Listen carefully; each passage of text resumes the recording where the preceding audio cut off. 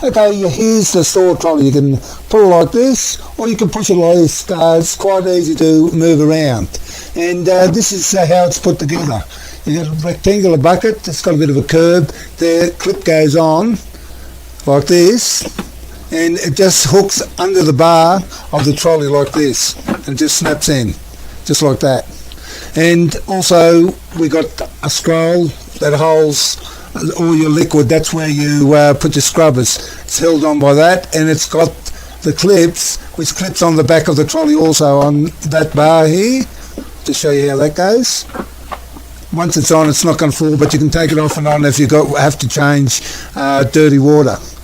And this is the top, and that holds the scrubbers, your blade, scraper, and 2 squeegees. And also it's got clips that go on the back of the top of the trolley like this. Like that. Snaps in, and you're right to go.